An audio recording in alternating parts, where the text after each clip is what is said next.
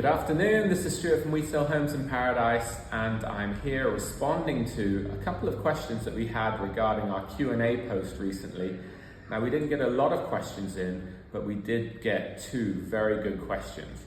So I'd like to go through them and see if I can give you a good answer and hopefully give you a better understanding of what's happening here on the Costa del Sol.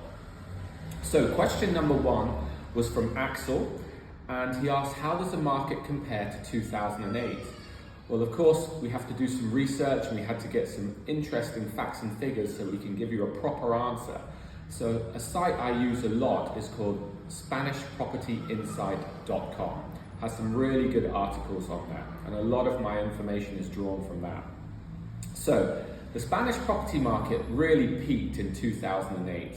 Where we had about 2,017 per meter square as the average pricing. Then it really bottomed out in 2014, where we had about 1,400 per meter squared as the average pricing across all of Spain. So this represents about 30% loss in value. Then after 2014, the prices started to come up quite strongly. So here we are in 2022. And what's interesting, in 2022, if we fast forward, the market is growing very strongly. In fact, if we look at home sales rather than pricing, we've had about 25% more homes sold in Spain this year than last year. But the interesting fact about home sales is we're still 100,000 units less than the peak in 2007 and 8. Going back to pricing, what we can see is that prices have recovered to just under the levels of 2008. So we're on the verge of overtaking, and this is including inflationary pressures as well. So what we've got now is a situation in Andalusia specifically where we're kind of at the prices that were in the 2008 peak. Now, is this worrying? Well, actually, there's a really good article by El País which talks about market exuberance. And market exuberance is another way you can measure whether there's a bubble. And what it defines exuberance is if your household income is a certain amount, are you spending more than 35% of your household income on your housing? If you are, that's considered an over-exuberant market. If not, then it's not considered exuberant, i.e. not a bubble. So here in Spain, we have about 30 to 32% of household income spent on housing. So it's below the exuberance or the bubble territory. In other markets like the UK and Germany, we've gone above that. In fact, in that same study done at the end of 2021, the start of 2022, they looked at 25 different markets, and Spain was the second furthest away from an exuberant market. The other was South Africa, actually. So there's still quite a good protection or lower risk than other countries, whether we're in an over-exuberant market or a bubble per se. However, 2022 has been a strong year. We have had a lot of inflation, and we can expect there'll be some contagion from other markets like the US. If there is to be a bubble and the bubble is to burst, the economists are saying that's likely to happen around 2024, if, I repeat myself, if there is a bubble. So currently, the market is very strong. The interesting thing about the Spanish property market right now is we still have a lot of demand. If you consider in 2008, 750,000 new units were released to the market, now 100,000. So there's a massive difference in what is being built.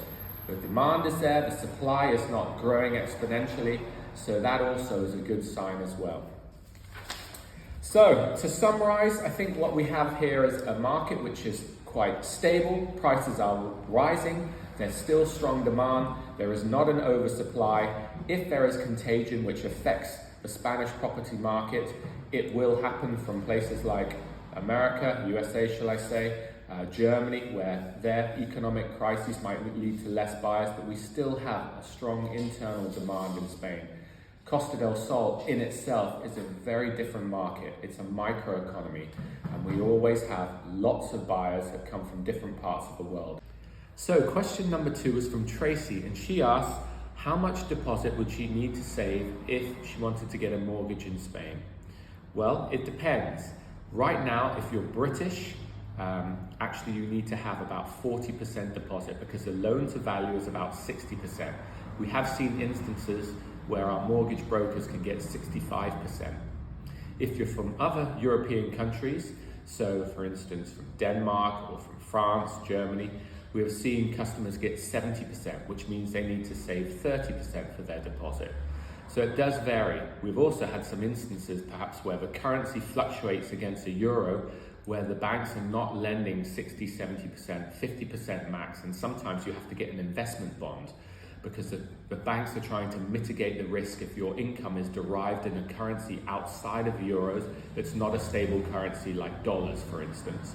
So Czech krona might be an example.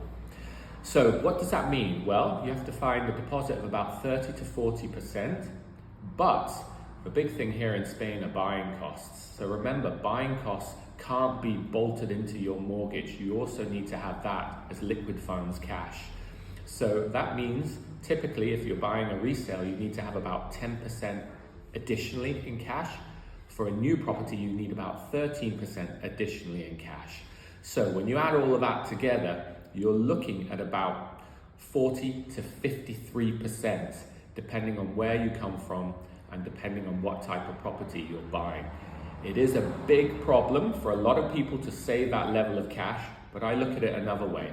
In the previous question, we're asking about whether the market was close to being over exuberant or in a bubble. Well, the fact that people have to raise such large deposits is a good thing because it means they need to have cash and they're not borrowing 100% mortgages like they used to in 2007, 2008. So further to that answer, a lot of that was pinned towards foreign buyers here in Spain. If you are a resident here in Spain, the banks will lend up to 80%, meaning you'll require 20% deposit. You'll still have those same buying costs, so 10% or 13% additionally for new or resale. Okay, so residents do get the benefit of having a higher loan to value.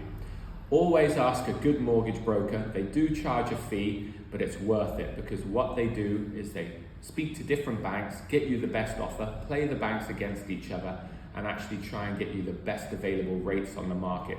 And also consolidate your application, because if you apply singularly to each and every bank, it will be a lot of work at your end. With a mortgage broker, you consolidate all of your information and they send it out to the banks.